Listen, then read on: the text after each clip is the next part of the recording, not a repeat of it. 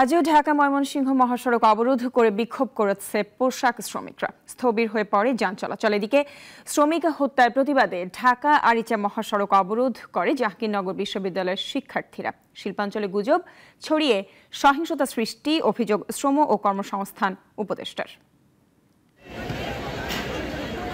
গাজীপুর মহানগরীর ভোগড়া এলাকায় বকেয়া বেতনের দাবিতে ঢাকা ময়মনসিংহ মহাসড়ক ও ঢাকা টাঙ্গাইল মহাসড়ক অবরোধ করে বিক্ষোভ করছেন টি&জেড গ্রুপের এপিএল অ্যাপারেলস লিমিটেড নামের একটি কারখানা শ্রমিকরা। গেল মাসের ২৬ তারিখে বকেয়া বেতন পরিশোধের কথা থাকলেও প্রতিষ্ঠানটি পরিশোধ করতে পারেননি বকেয়া। এতেই সড়কে নামে শ্রমিকরা। আমরা ৩ মাসের বেতন পাইনি।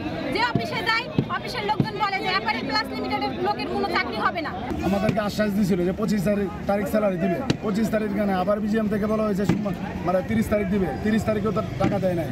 এদিকে অভ্যুত্থান পরবর্তী সময়ে রাষ্ট্রীয় বাহিনীর গুলিতে পোশাক শ্রমিক মৃত্যুর প্রতিবাদে ঢাকা আরিচা মহাসড়ক অবরোধ করে বিক্ষোভ করেছে জাহাঙ্গীরনগর বিশ্ববিদ্যালয়ের শিক্ষার্থীরা। ভয়ঙ্কর একটা ঘটনা, এই ঘটনাটি প্রতিবাদে রাস্তায় নেমে আসা উচিত, সেজন্য আমরা এই অবরোধ করছি। যে গার্মেন্টসগুলো বন্ধ আছে সেই গার্মেন্টসগুলো অবিলম্বে খুলে দেওয়া হোক। তাদের যে বকেয়া বেতন, সেই বকেয়া বেতন তাদেরকে পরিশোধ করা হোক। সড়কে বিক্ষোভকারীদের অবস্থানের কারণে ঢাকা টাঙ্গাইল ঢাকা আরিচা মহাসড়কে তীব্র যানজটে আটকা পড়ে শত শত যানবাহন। সীমাহীন দুর্ভোগে পড়েছেন এই পথের যাত্রীরা।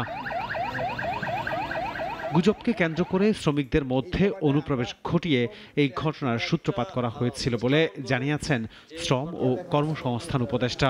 গুজব ছড়ানো হয়েছিল কারখানাগুলোতে যে আইন শৃঙ্খলা বাহিনী একজনকে রেপ করেছে এবং 2 জনকে খুন করে ডেড বডি ফেলে রেখেছে। এ ধরনের একটা গুজব ছড়ানো হয়েছিল। সেই গুজবের ভিত্তিতে কারখানাগুলো থেকে শ্রমিকদেরকে নামিয়ে আনা হয়েছিল। অনুপ্রবেশকারীদের চিহ্নিত করা হয়েছে জানিয়ে উপদেষ্টা জানান তাদের আনা হবে আইনের আওতায়। জবাবদিহিতার আওতায় অবশ্যই আনবো। যে কেন। আনোয়ার হোসেন, নাগরিক, ঢাকা।